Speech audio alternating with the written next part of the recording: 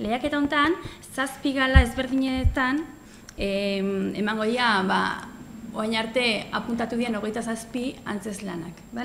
Apirilaren 29an hasiko da ostirala 10:00 eta maiatzaren 20an bitartean ostiral guztietan emango dira hauek lehiaketa hau. Lehen final aurrekoa maiatzaren 27an ostiral honetan hasiko da eta bigarrena ekainaren 3an ospatuko da.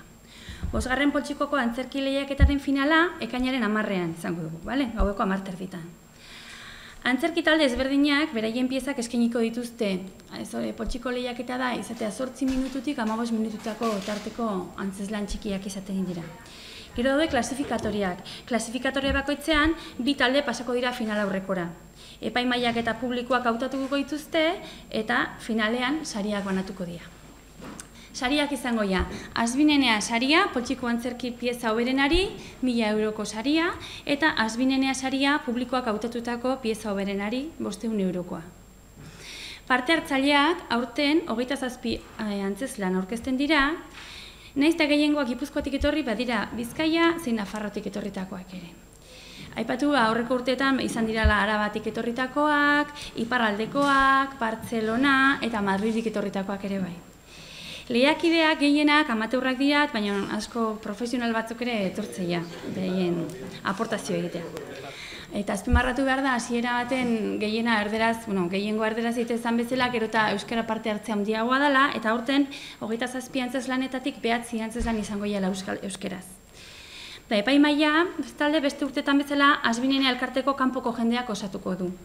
Aurreko edizioetan parte hartu duten zenbait pertsona aipatzearren, esango dugu egon diala epaimahai bezala Andoni Agirre Gomez Korta, Baia Semanitakoa, Jose Maria Agirretxe Porrotx, Iñaki Agirrezabal Gorringokoa, Maider Bartolome Zazpiarte, Maite Franco, Jose Mari Carrere, beste askoren artean. Parte hartzaia oso arrakastatsua da, gero eta jende gehiago etortzea. Lehiakideak hasieran bazian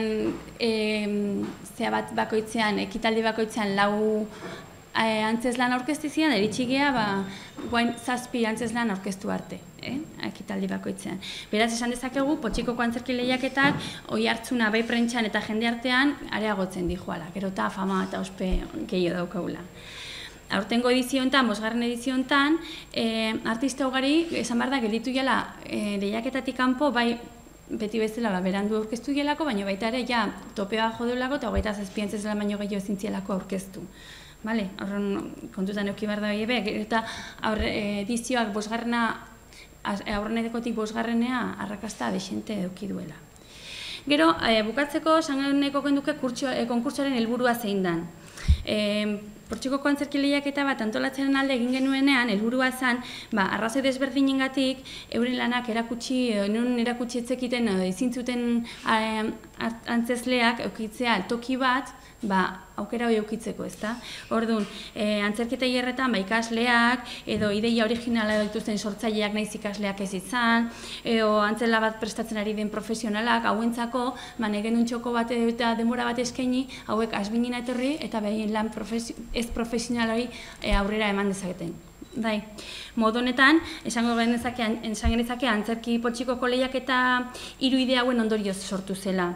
Alde batetik formatu txikiko ikuskizunen sustapena eta zabaltzea, bigarrena teknika eszenikoen ikerketa balore berrien formakuntza, eta 3. kultur trukerako espazioa sortu eta kudeatu, eta beste elkarteekin da beste antzeslekin eta harremana sortzea. Horregatik, Azbineneak jaialdi honen bidez uste dugu Gipuzkoan dagoen ikuspegi kulturalaren hutsune garrantzitsu bat betetzen dula.